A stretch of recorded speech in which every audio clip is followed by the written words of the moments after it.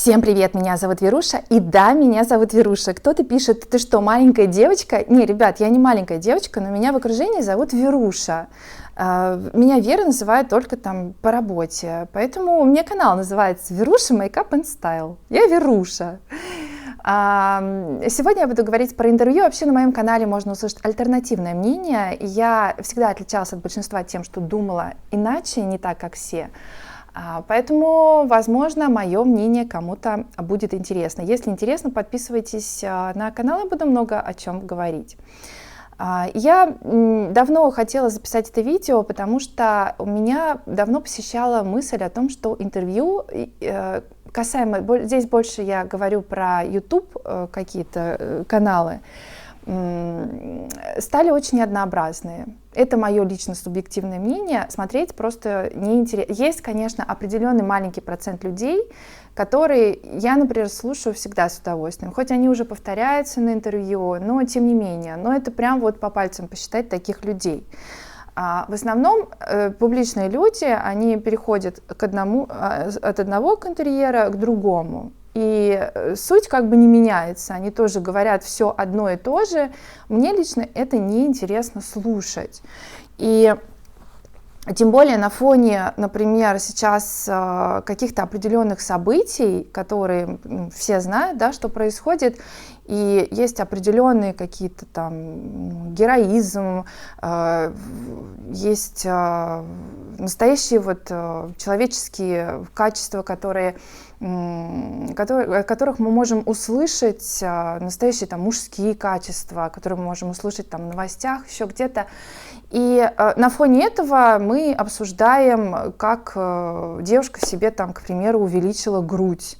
Вот зовут специально на интервью и посвящают этому 1,5 или 2 часа, и вот все внимательно слушают эту историю. Или, ну, наверное, всегда там была бульварная пресса желтая, бульварные газеты, желтая пресса.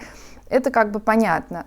Это просто определенная такая, ну, раскрутка артистов, и нужно для поддержания того, чтобы люди не забывали об этих публичных людях.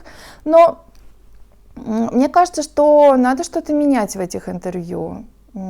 Есть, конечно, определенные направления, например, интересные, где там зовут каких-то научных сотрудников, или там, не знаю, диетологов, или какие-то там, ну, людей, которые не такие публичные, о них мало кто знал до интервью или вообще не знал. Ну, если это интересный человек, это здорово, но иногда бывает на интервью приходят люди, которые совершенно, я думаю, кто это вообще?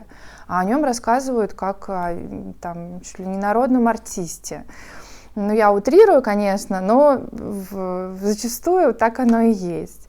Поэтому меня это несколько удивляет. И то получается так, что кто-то задает такую траекторию, да, выбирает на своем канале, приглашать таких людей, и все. И интерьеры тоже начинают другие повторять это, к примеру. Но вообще тема интервью, конечно, она непростая, я ни в коем случае не обесцениваю работу, это коллективная работа, сложная, тем более сложная для интерьера, потому что много людей, даже публичных, сложно раскрываются, кто-то хочет говорить о чем-то, кто-то не хочет. Много людей, на самом деле, публичных, они не такие уж прям открытые могут быть в жизни, все очень разные, поэтому интерьером быть и расположить к себе человека — это тоже большая работа.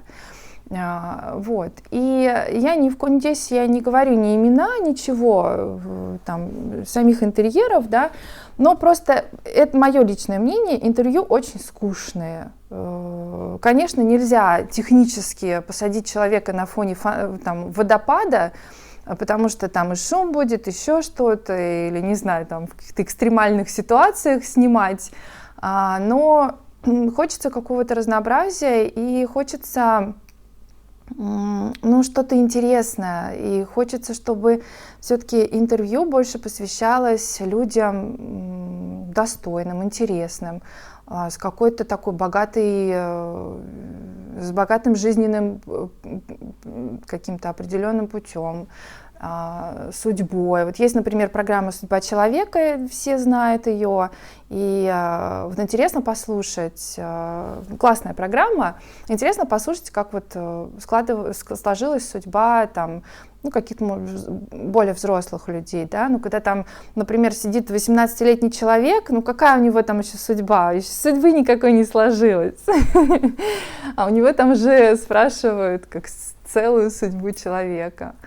Вот, ну, это вот мне нравится очень программа. Ну, и там тоже много артистов, вот просто по просмотрам посмотреть, те, которые действительно очень интересные, там просмотров не так много, те, которые просто раскручены, просмотров, естественно, много.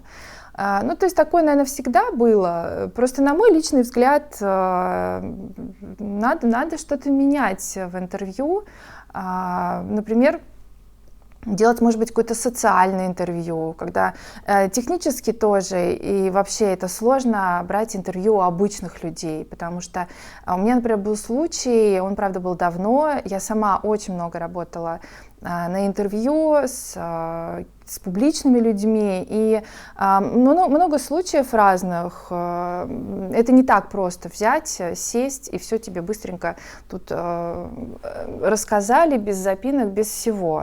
Поэтому это технически тоже непросто взять, например, у обычного человека, но среди обычных людей тоже есть очень интересные люди, которые могут рассказать, мне кажется, много всего интересного. И порой бывает, люди показывают, насколько они сильные в жизни, какие они там сложности преодолели. Это все тоже может быть очень интересным. И среди обычных людей очень много таких достойных историй, которые могут быть интересны людям. Вот я бы сделала какой-то социальный проект, где были бы люди с какими-то, может быть, своими некими, не программа, где показывают какое-то грязное белье людей, где там еще и приплатят за то, чтобы пошел кого-то там, кто-то избил из родственников. Да, это действительно так, за это платят еще дополнительно. А именно социальный проект, который не просто будет какой-то, может быть, рассказывать историю человека, а может быть, этот проект будет помогать очень людям. Действительно будет оказана какая-то помощь, потому что многие люди нуждаются в ней. Вот. Например, как шоу Опри Уинфри, вот такого плана, к примеру. Но это я так, это, наверное, уже как, это может быть даже это не интервью, а это другая уже программа, но тем не менее. Просто я поймалась на мысли, что мне неинтересно смотреть интервью, они все очень однообразные, особенно когда приходят люди, которые, вот, на мой личный взгляд, ничего не сделали такого особенного, чтобы вот прям вот им посвящать время и их слушать какие-то истории. Вот, так что, в общем, такое мое мнение. Что думаете по этому поводу? Интересно ли вам смотреть, кого вы смотрите? И спасибо большое вам за просмотр. Увидимся в следующем видео. До встречи, пока.